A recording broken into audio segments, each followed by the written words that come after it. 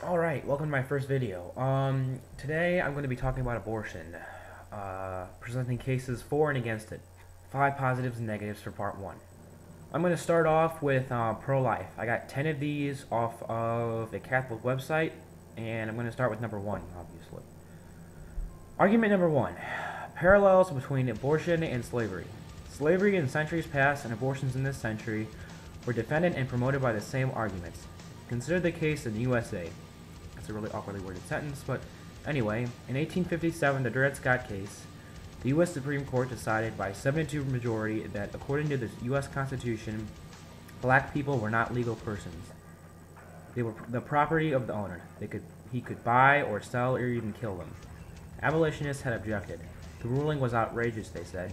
It was immoral and discriminated against an entire class of living persons solely on the basis of skin color. But those who supported slavery argued that those who had a moral objection to slavery didn't have to own slaves. No one was forcing them to own slaves, but they also said, don't force your morality on the slave owner. He has the right to choose to own slaves if he wishes. Alright, so they're making the claim that slavery and abortion are parallel. I'm gonna have to say that's not the case, because there's a huge difference between unborn fetus and developed human being who has thoughts, emotions, feelings, complex social relationships, all that good stuff. It's just simply not the case. Let's move on to their next case. These are their arguments number 2 and 3. I'm reading these off the website, so sorry if it's bland. Number 2, back-straight abortions increase. Will those who perform these abortions have either the equipment, the knowledge to deal with the complications that may occur? Count the costs in terms of money and human lives that will result in the botched legal abortions. Argument number 3. The indisputable medical evidence that unborn babies are human beings. Time magazine and Rand McNally, Altus of the Body States, says, infusing together the male and the female gametes, producing a fertilized single cell, the zygote, which is the start of a new individual. Alright, I'm trying to understand what they're saying. They're saying that there are increased amounts of illegal abortions? That's the thing. I was doing a bit of digging and I found out that, got this off the website, the number of women who get abortions does not change when it goes from being legal to illegal, or vice versa. The only thing that changes is more women die. Each year, 78,000 women die from unsafe abortions. That's the thing, they're all unsafe abortions. Legal or illegal, this stuff is still going to happen. What's your point? That illegal abortions are bad? Then you're right, you get that, but that doesn't include legal abortions, which are more safe. Your third argument, you say that during conception, that's when human life begins. I have to agree with that. But once again, I'm going to have to say that that's not when people develop cognitive ability and they have the freedom to think, and they know who they are, they don't have emotions yet. Alright, so moving on. Here are their arguments number 4 and 5. Abortion aggravates child abuse. If children are viewed as expendable before birth, they will be viewed as expendable after birth. A study by Dr. Philip Ney, professor of psychiatry at the University of Christchurch, New Zealand, clearly pointed to the fact that abortion and its acceptance of the violence of killing the unborn lowered a parent's psychic resistance to violence and abuse of the born. Argument number 5. The overpopulation argument. The commonly accepted ideology states that this world is overpopulated. This is the reason for poverty and oppression in the world, and the way to solve these problems is to control the population. However, is the world really overpopulated? Can we not feed ourselves? In his book, Exploiting Population Myths, Jim Perrone conclusively proves that the population is not the problem. I beg to differ. Anyway, alright, this argument is really new to me, but honestly, if you look at who did the experiment, Christians kind of biased just a tiny bit. If you wanted really honest and accurate results, I would have gone to a neutral source, I would have asked them to perform it, and they would have given you honest feedback. But that's not my main point. My main point is that, actually it's not even a point, I've never really heard this argument from anywhere, because just because abortion is legal, abuse goes up. I don't see... Before abortion, I've heard stories about how abuse was horrible, and I don't think abortion had a play in, I don't know, maybe, I don't know, maybe I have to read the book. It just doesn't really make sense to me. It doesn't seem like a really solid and good argument. And for argument number 5, you say the overpopulation argument and that abortion is helping to keep the population in check. You said that the overpopulation thing is completely false, which is bullshit, but anyway. I'll show you some charts to prove otherwise, and maybe some scientific evidence that might change your minds. This graph represents 10 generations of wolves and elk. This trend is called mutual or limiting population growth. This is where populations mutually affect each other and limit one another's growth depending on each other's population. This is an example of how overpopulation can cause starvation and death among the higher population. For example, if there are too many wolves and not enough elk, the population of the wolves decline due to lack of food or starvation. Eventually, due to the decline of the wolves, the elk population begins to grow once more during the decline of the wolves. However, a similar thing happens to elk when they are too numerous. Too much competition leaves little food in the area, and the wolves are able to eat more of the elk, boosting their own population. Let us look at the human growth compared to this type of growth.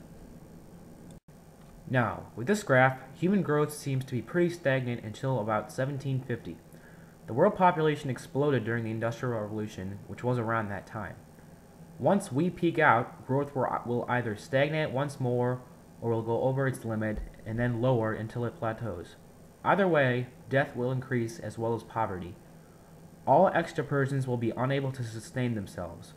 By controlling the growth of the population, the people will simply level out when they reach maximum capacity, instead of going over the limit, which could result in more famine and death than necessary.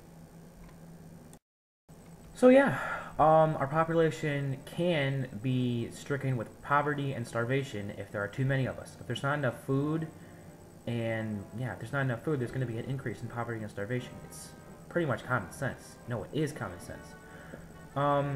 If you ever watched the film documentary Food Inc., it makes a very strong case that our industry has had to do a lot to keep up with our population growth. It's crazy. Just go watch it if you want to learn more. I don't want to read it all to you. That kind of ruin it. In the pro-life argument, they said to the audience that, do you have problems with obtaining food? Of course, the only people who are going to be reading this are Western people, if not, like, I don't know, maybe people in China or something, but there's not many Christians in China, so they're asking this to an intended audience that doesn't have a problem with obtaining food. And like I just said, the reason they can obtain food so easily is because the industry is basically supplying it all with them. Without this giant industrialized food industry, we wouldn't be anywhere. We would inflict massive amounts of poverty and starvation. Yeah, our country has 300 million people. That's a lot of people. What about countries in Africa or Asia? Countries in Africa combat poverty and starvation daily. Why? Well, I'm going to show you another graph to prove my point. Notice in this graph how in Africa, India, and China, the populations have exploded. Why? Well, partially because there was no regulation to the growth, but China does have regulation now, but notice this graph only goes up to the year 2000. Africa, India, and China are looking rather exponential, so is Latin America, but we'll leave them out for now. So my point is here that overpopulation does exist, contrary to what you just said in your little article, and it does cause huge problems. Look at Africa, etc. If we did let unborn fetuses live, what would they be born into? What type of society would they be born into? Now, 50 million fetuses have been aborted since 1973. Let's consider that they were all born and they were all put into the adoption system. Now, think of the adoption system now and how big of a mess it is. Now, place 50 million more children into it. Their lives wouldn't be any better. It would make it worse. So yeah, that about wraps up part 1. I'll tackle the rest of the issues next week. Compare, contrast, you decide for yourself. In my opinion, abortion is just used as a wedge issue in politics. Politicians just say it to get people's votes. It's stupid. But abortion itself is a pretty big issue that has to be dealt with. Personally, I'm on the fence about this, but I've always tried to do it from a neutral point, and I guess that's where I am now. But I used to be very, very pro-life, and that's only because I used to go to a Catholic grade school, and at that grade school, this fundamentalist came in, and he was all nice, and, "Hi guys, welcome to this new class." And then he started screaming at us and showing us these really gory pictures of aborted fetuses, and it kind of shock method. And he said, "Now let's show you the different ways that they get aborted." And we went through all the ways, and it kind of shocked me and disgusted me. It made me very, very pro-life. But since then, I really tried to step back, and even now, it was kind of hard to, even then when I was deciding, it was hard to become neutral about it because of everything that he's shown us. Regardless, instead of fighting endlessly about this, I think that we should focus on the main issues as to how to prevent abortions. Because I'm really not cheering when abortions happen. It's not a good thing. Then again, I'm not yelling and cursing at the women, calling them evil who do either, because they may have a perfectly legible reason to be doing what they're doing. Regardless, I think instead of focusing on abortion, like I just said, we should be focusing on the root cause, which we should be teaching sex education in classes, just that kind of stuff to fix the main problem. I feel that it's the woman's choice in the end, because if she was raped or incest or anything like that, it's not right, and in the end, she has the choice whether to let it live or die. But that's really, really iffy. No one else can compose upon her. Yeah, no one else can compose upon her rights. No one can tell her what to do. It's between her and her child. That baby is a part of her. It is a parasite. Think about it. But anyway, yeah, I'm still on the fence about this. Leave a comment, anything that you think. Thanks for watching.